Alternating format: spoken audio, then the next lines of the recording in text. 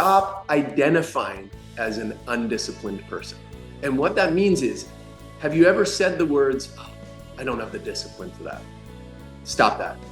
Yes. And we all, by the way, my hand went up too. Okay. Both hands. So this is not Marcus pointing a finger at you and being like, see, you deserve, but no, I have so much mercy because I was once you. I was that person. Our language is so important. Hey, Uncommon Leaders, welcome back. This is the Uncommon Leader Podcast, and I'm your host, John Gallagher.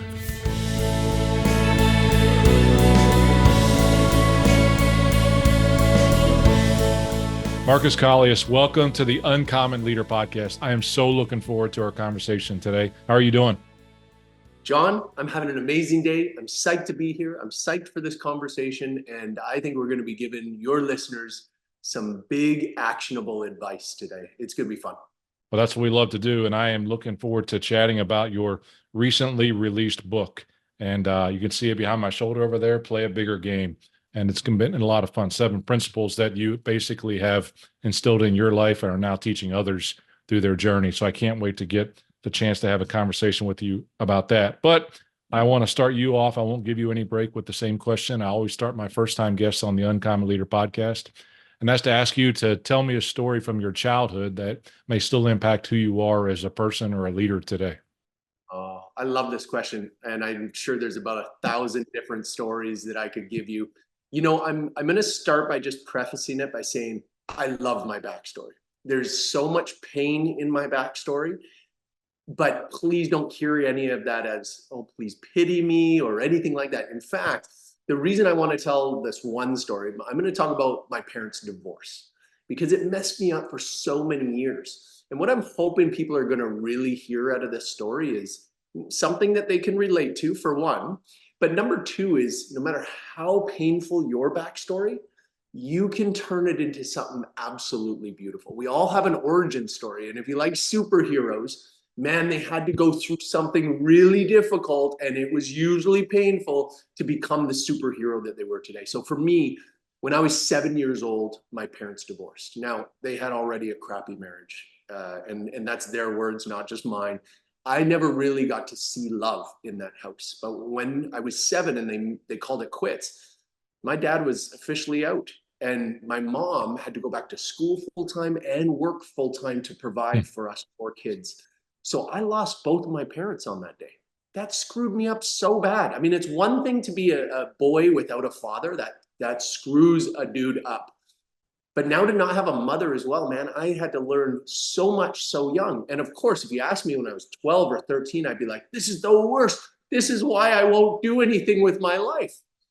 But you ask me today, and I would say that's exactly why I do everything. And you can learn so much from it. And one of the great starting places, because I speak to so many people about that, it's like, yeah, but Marcus, I got some real pain. I don't even know what the first step is. The first step is to say, hey, is there anything good in my life today or who I am today because of that? There's always beautiful gifts in it. So, oh yeah, I'm a more compassionate person, or I'm a more independent person, I'm a stronger person. For me, the amount I love my wife and my children and will be there for my children every single day of their lives, well, that's because of that divorce. So it was such a gift for Marcus. It's tough to see at the time. Absolutely tough to see at the time. Thank you so much for sharing that. I know it has to be a tough story, but as a lot of folks will talk about in this community, in this world that we live in today, as many cannot overcome that pain. But when you can find your purpose through that pain that you've had, and you can identify, just like you said, who you are today as a result of that, sometimes it's the way we don't want to be. Sometimes it's absolutely the way we do want to be, and how we learn through that can be very powerful. We have a common connection in Roy Vaden, who says you're most powerfully positioned to help the person that you once were. There's so much truth in that statement. It's what brought me to Brand Builders Group just a year and a half ago. We kind of touched on that before we hit record on the podcast, but it was something that was really there for me as well. And maybe when I get a chance to be on your podcast, I can tell that story, how it works for me. But we're not here to talk about me. We're absolutely here to talk about you and the value that you're adding to your community now, which has been unreal and uncommon. when you think about simply just the results. And I'm looking forward to hearing more about the process. But you have ultimately, just in looking at some of the numbers, you've been the founder of multiple 8 and 9-figure businesses. You grew your supplement company from a startup in your hotel or in your dorm room or in your college apartment to 170 million. Helped clients lose over 3 million pounds and have impacted over 10 million people. Those are uncommon results. So when you think about writing, playing a bigger game or play a bigger game, that has to be something that you're encouraging folks to do. So let's start right there with regards to the title. Where did the title come from? Who are you writing this book for? Oh, wow. Do I ever love this? I'm going to answer this in an unorthodox way, if it's okay. So first of all, play bigger game. It is the way I live my life. It's a movement. And play bigger game for clarity purposes.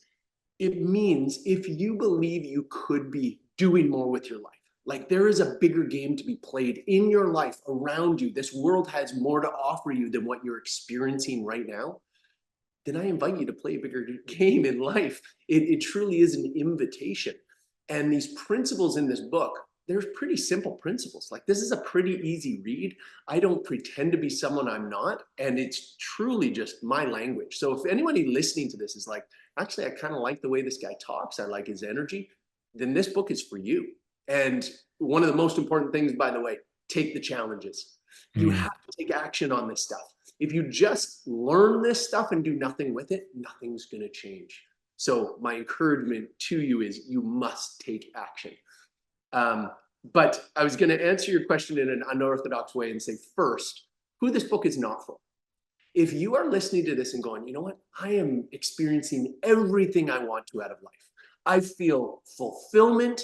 I win constantly. I am killing it in life.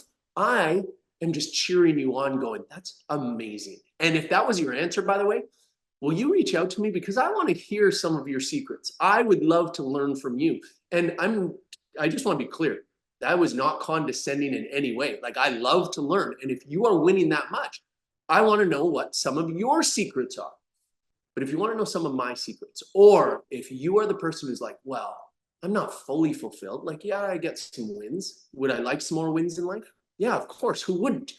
I'd like to feel more fulfilled. And just for clarity, fulfillment.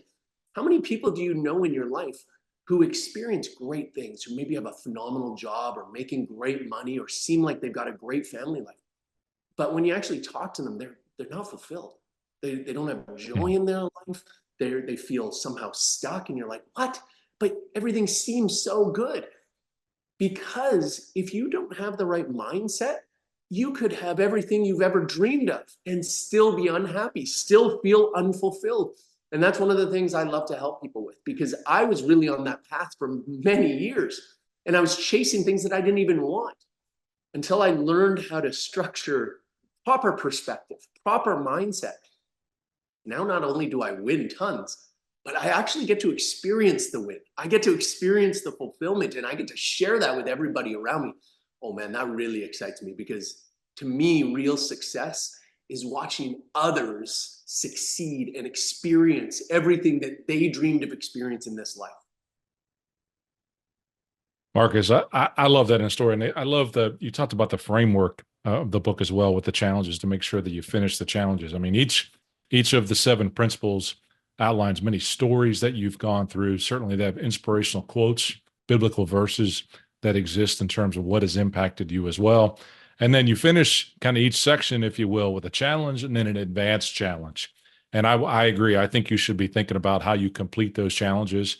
And I know the things that you've been on. I mean, I see inside the book your pictures on the front of Iron Man magazine and Muscle and Fitness magazine as to where you've been on the other side of how you got started, and some of the fruits of those principles that you've lived over time. I think folks can learn a lot just from that structure in terms of how it goes forward and what they'll be able to do. Let's maybe touch on a little bit of those. Well, no, before I get to the 7 principles, I want you to share, because I think we've got a couple things at least in common with regards to our stories. You know, first of all, height-wise, you're a pretty tall guy, 6'4". I'm 6'4" as well. So I was grateful enough. I may have been on the other side of what your story is, though. I was the overweight kid as they got taller, and I ended up, even as an older adult, being around 6'4", 270 pounds before I needed to make my changes as well. But again, not about me. It's about your story. Tell me about the story of your time as a tall, skinny person, if you will, and what was the catalyst for some of the change that you had? Thank you for asking. But I first want to just celebrate with you. Brother, you look phenomenal. You look phenomenal. Clearly, what you did was so good for you, for your life, and for all your relationships.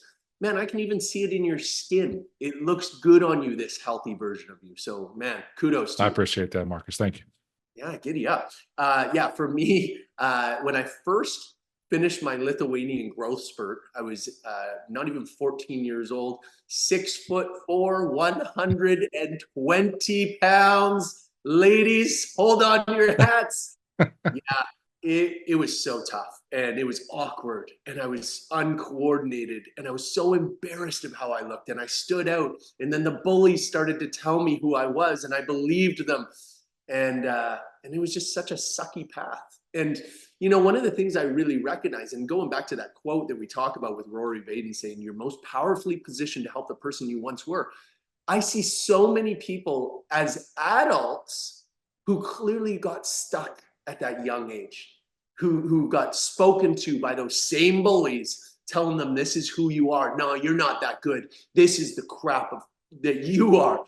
And they got stuck there, and they took it into their whole life with them.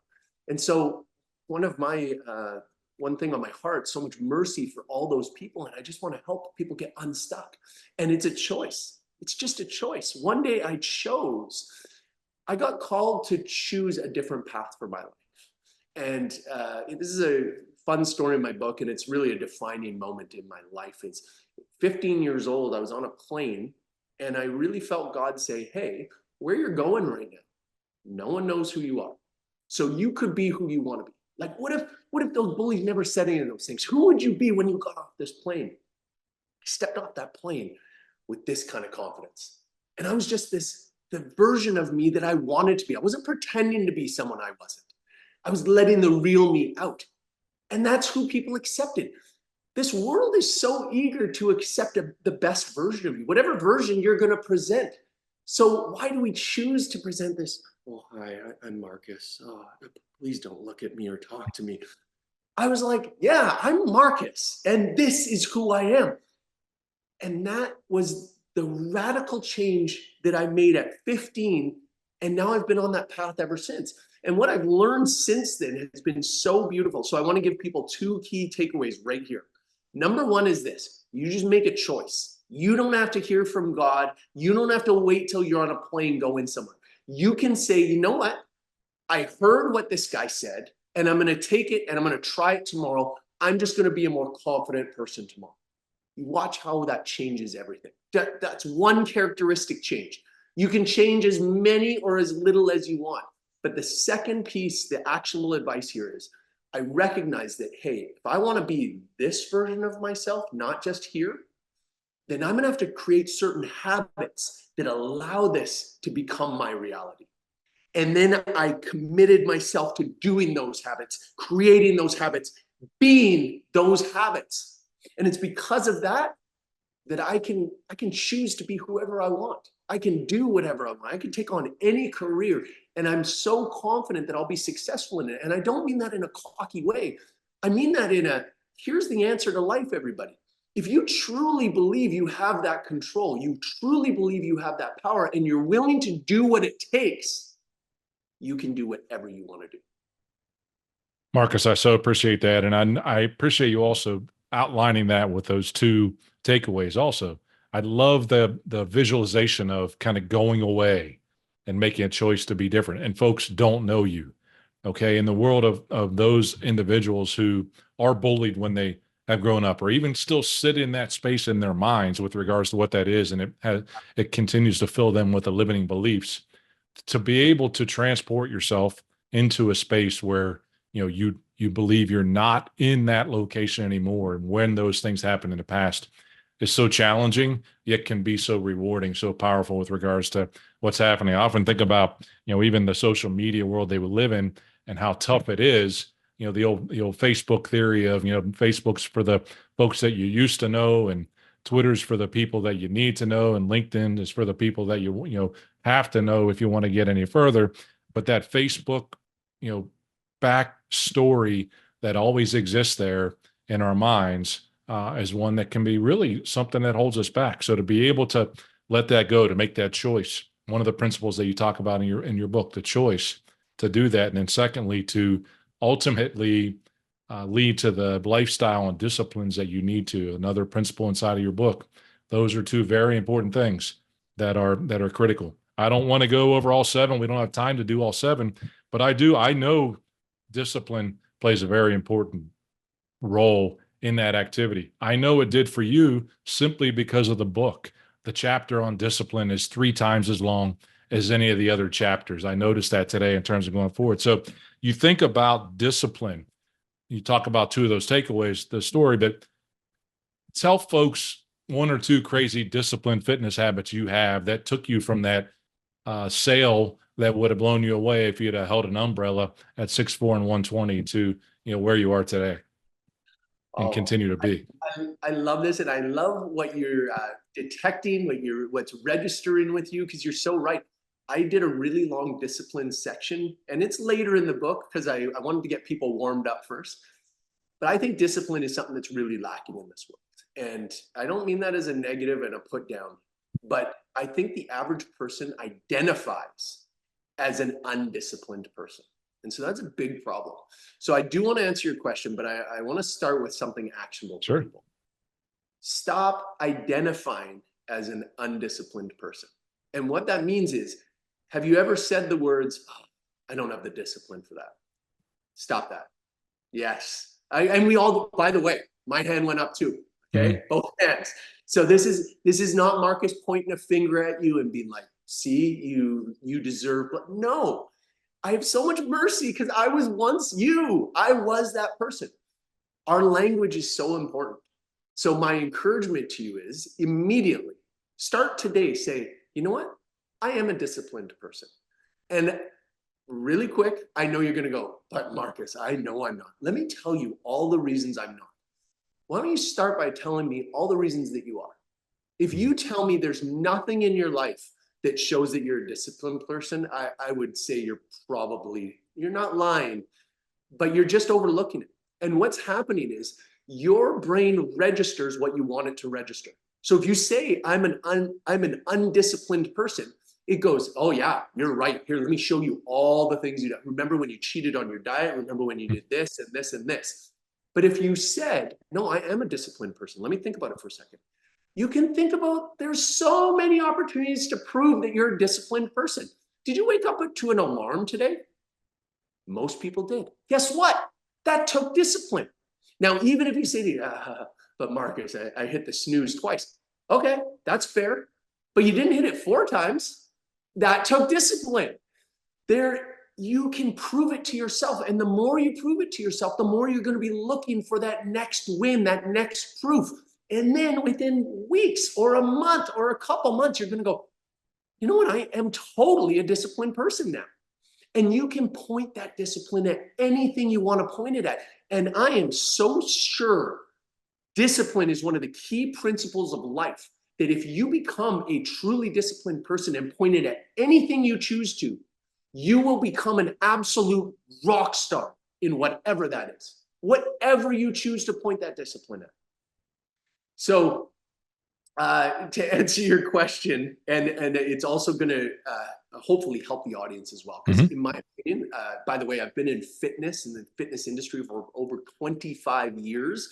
I've been blessed to be on the cover of over 15 international fitness magazines. But here it is.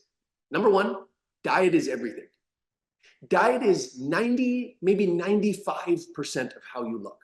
You can train until you're almost dead, but if you don't have your diet right, you will not get the body you desire. And more importantly, you're not going to feel the way you want to. With the right foods, the right fuel, the right data I'm putting into my mouth, my brain does what I want it to do. My energy is where I want it to be. I sleep properly. My gut feels great. Those are really important keys to really enjoying life. We just allow our upset stomach, our discomfort, our inflammation, our headaches to dictate our life so much. And again, I have so much mercy for everybody out there. We don't know what we don't know. So hopefully you're listening to this and going, okay, maybe I'm going to give this guy a try. And by the way, in my book, I don't go into great detail into diet and whatnot, but I give you some basics that will get you very far. Because there's some key little secrets that if you just do these little things, you can have a rock star diet. You can have the body you desire, the mind you desire, the energy you desire. You can have the life you desire. Thank you for sharing that. And I thank you for sharing the disciplines that are there for you again. And I did notice in the book, you've got some nutritional guides. You cannot out exercise a bad diet. There's no doubt about that. Inside of the choice to go along with those changes that you make, inside of the choice chapter, you encourage individuals that they start on this journey not to push their standard on others. Tell me a little bit more about that as well. Oh, I love that you're bringing this up. This is one of my favorite things to talk about, honestly. I want to talk really quickly about expectations versus standards. So expectations, this is such a dangerous thing in people's lives, and it's been such a problem in my past life. We hold others to expectations that are absolutely unreasonable, and not just others, but other situations. And I won't go into this story, but I'll say this. How many people, when they're traveling, hold absolutely unrealistic expectations of how the day should go? I, for one, know many times when my flight was delayed 15 to 20 minutes and I was losing my crap. And I look back and I go, are you serious, Marcus? 15 to 20 minutes? Why were you expecting everything to be perfect? Do you not know how air travel works, Marcus? But worse, I was ruining my time and the time of everyone around me, including my family. And that upsets me so much. So one of the things that I've learned, and again, I talk about this in the book, but I love talking about this, is to hold others to low expectations. And I know that has negative sounding connotations, so we'll talk about it in a second, but hold them to low expectations. Hold yourself to high standards. So who do you want to show up as? This is your standard. And if you have this kind of diet, this kind of exercise, this kind of sleep, why are you trying to hold others to rules that they didn't sign up for? They don't even know them. Doesn't that sound crazy to go, John, you didn't live up to the podcast host I thought you would be. And it's like, whoa, who did you think I was going to be? By the way, you are an exceptional host. But I appreciate that. But it's just crazy that we do that. And we especially do that to our spouses. I did that to my spouse for many years. And praise God, she is such a wonderful, kind, gentle woman that she put up with that younger Marcus. And now we're together 20 years. And I just have so much love and respect for her. And honestly, I want to keep being a better version of myself. I want to keep bettering Marcus so that Brooke gets a better husband every single day. So cool.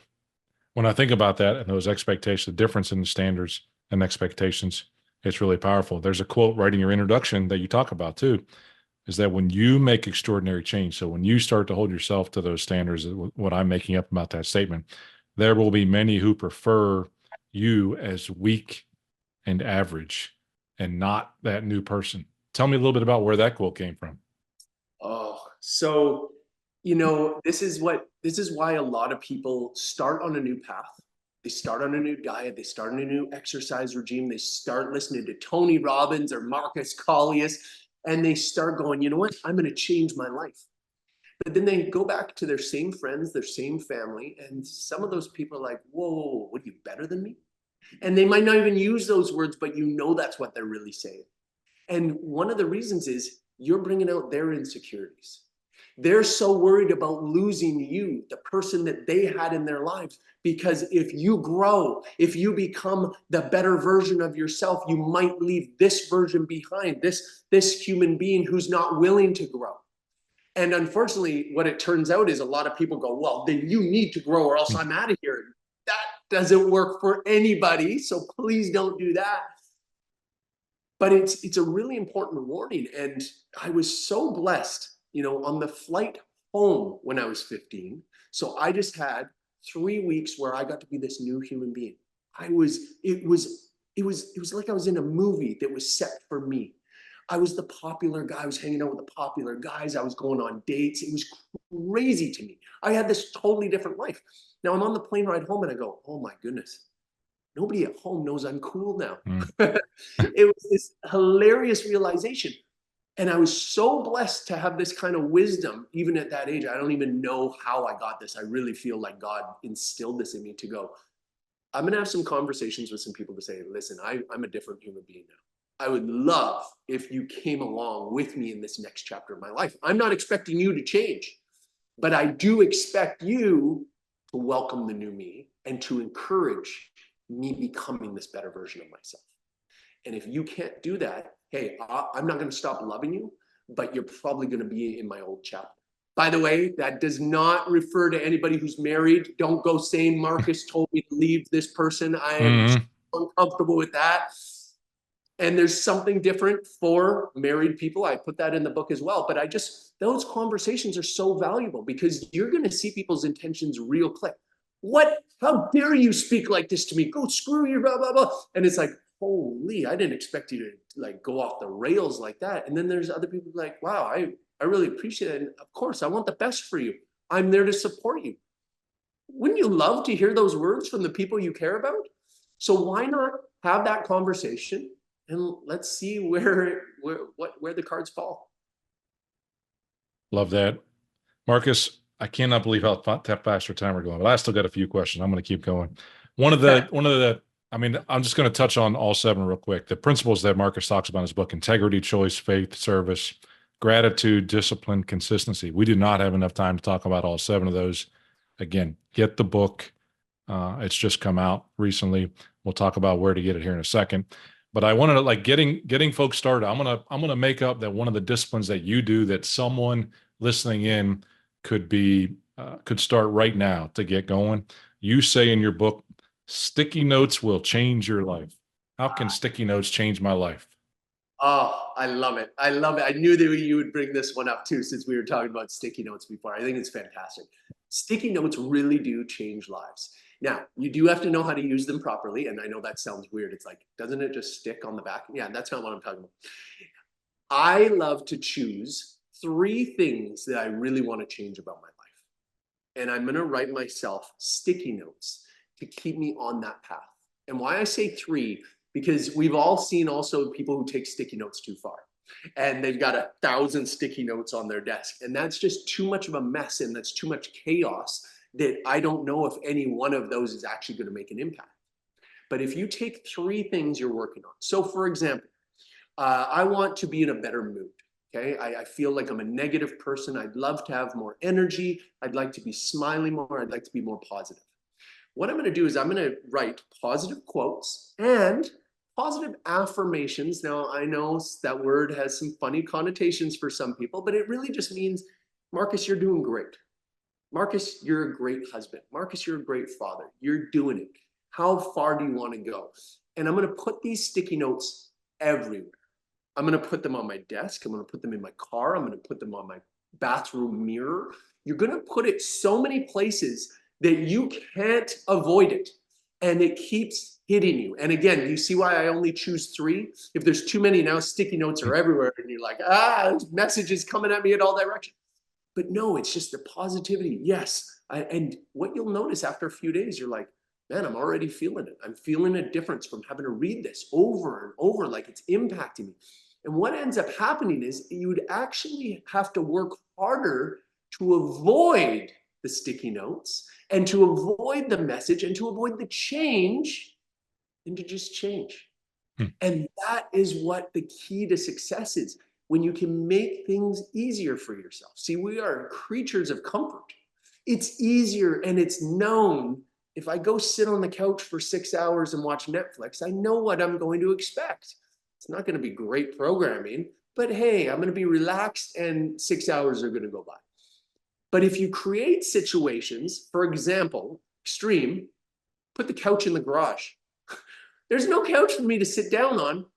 What am I about to do with my 6 hours? You won't be sitting on the couch in your garage for 6 hours. Boom, look how easily your life changed. So what we need to do is just create situations where it's easier to change than it is to stay the same. Hmm. Really cool stuff. Now, the regards to sticky notes, if you watched me, or those who know me are kind of chuckling because they would accuse me of being stockholder in 3M, all the sticky notes I use to help facilitate coaching sessions and consulting work. So they know that, and they'll be laughing at me right now. So, John, do yes, you sir. mind if I put you on the spot for a second? Go ahead. You've clearly done some phenomenal research on my book, which, by the way, I'm so grateful for. Like, just hearing you ask these very specific questions, like, man, I'm so grateful for that. Can I ask you what's your number one takeaway from the book? My number one takeaway thus far. Well, again, so I appreciate as I listen through and but getting a chance to interview so many authors. Um, it's some of the things start to overlap with regards to some of the disciplines and activities. I mean, everybody would say, or at least I would hear people would say every leadership book is based on 3 books that have been written: Think and Grow Rich, The 7 Habits of Highly Effective People, and the Bible. And all other books are written like by words inside of those books. Okay. But what I truly see and what I read and why I'm not surprised is the energy that has gone into what has caused you to transform from that life of bullying. So it's aligned with me to where you have had to transform, not just, choosing at the age of 15, making that choice, but all the way through your journey now, through 20 years of marriage, through kids. So there's a level of energy that has to exist to carry it on for that long. So the longevity in which you've been able to do that gives credence to your point, the length of the chapter on discipline and the other story. So you're not just writing this because you've heard about it or read about it, you've lived it. And I think that's a big difference. So, and I wasn't surprised by the energy level that you had coming into this with the effort you've put into the book launch. So that's, to me, if that's a takeaway for me, it's there. Absolutely. Beautiful, man. Hey, listen, I just want to say how much I appreciate that. It is a phenomenal takeaway. And, famous Tony quote, where focus goes, energy flows. Mm-hmm. And my focus has been pretty clear on where I want to be, who I want to be in my life. And I'm just pouring 100% of myself into it every single day. Awesome.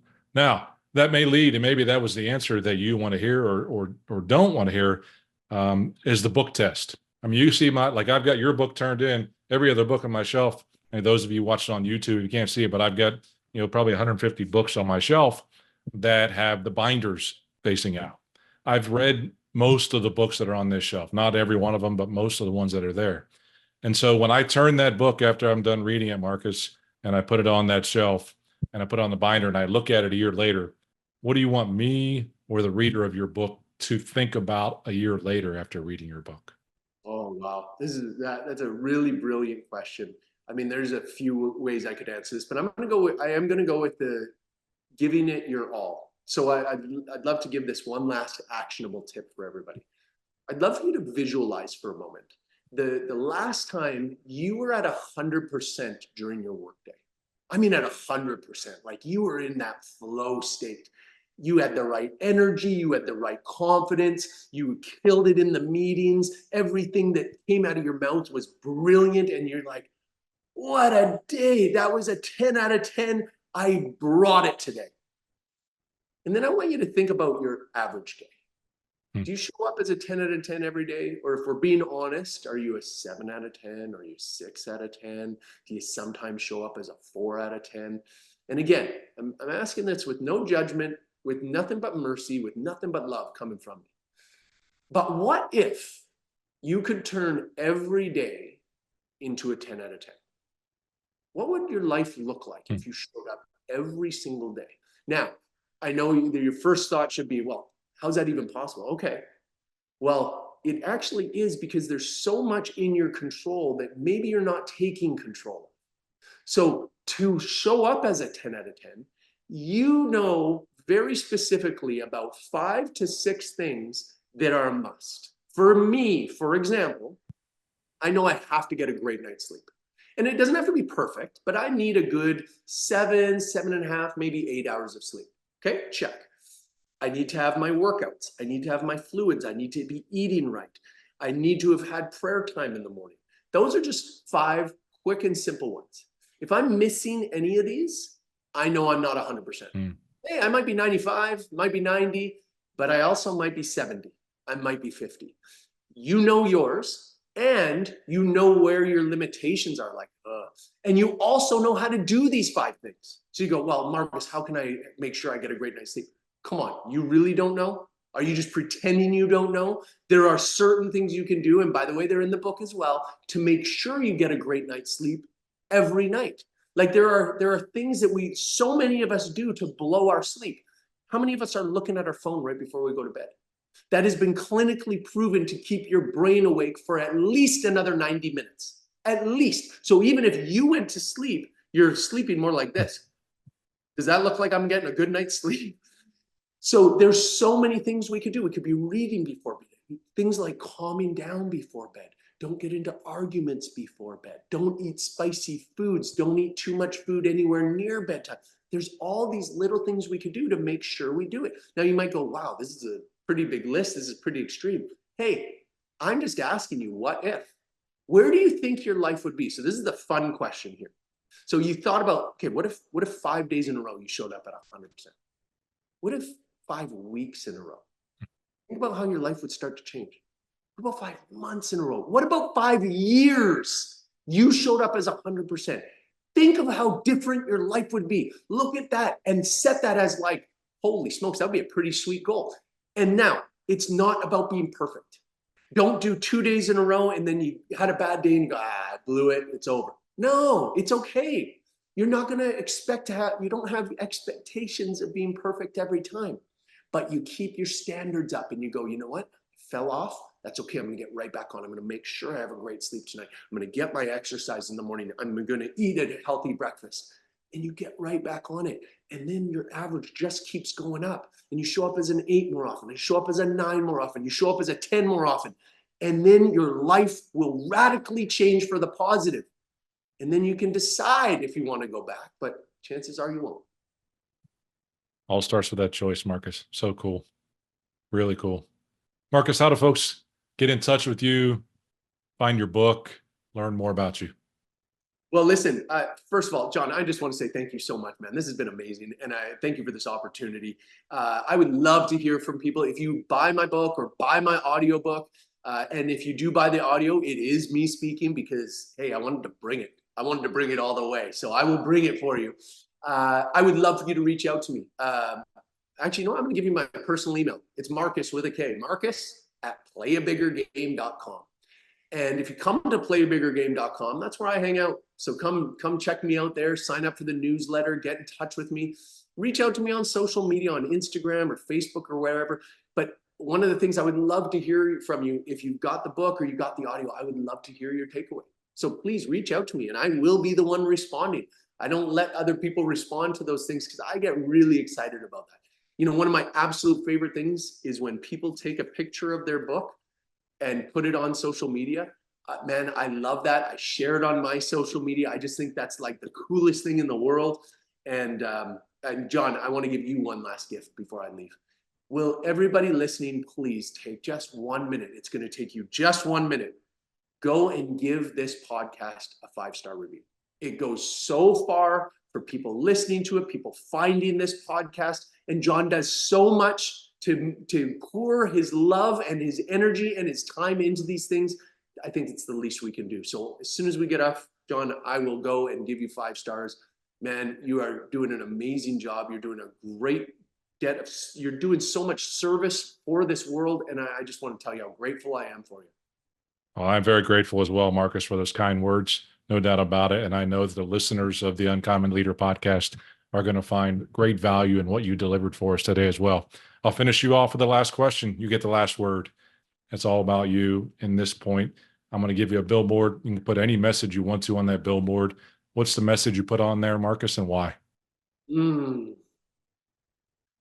Find God. I know that's a bold one. I know that's a big one, people. Here it is. If you want to really play the biggest game in life, you can't believe that the weight of the world is on your shoulders. It's just not going to work. The most successful people in the world have found there's something bigger than them. And you get so much peace in knowing that the buck doesn't stop here. Man, when you are running a pretty big-sized company, the sleep It gets harder and harder. You notice I talk about sleep a lot. It's a kind of a big deal. The stress levels, we've all seen it on people. What kind of toll does that take on people's health, on their relationships? But if you have something bigger than you, you can turn it over to them. And for me, God has just been so good to me in saying, hey, that doesn't have to be on your shoulders. You can give it to me. I'll let you have a good sleep tonight. I'll let you have less stress in life if you just turn it over to me. And if anybody listening to this is like, I don't have God, but I'm kind of interested. I feel like maybe if there is a God, he's calling me these days. Will you also reach out to me about that? Man, I'd love to have that conversation with you. And, I'll be praying for everybody listening to this. And John, thank you again for that. You're welcome, Marcus. I wish you the best in your book launch and everything else you got going on going forward. Thank you for sharing who you are and who you're going to be as well.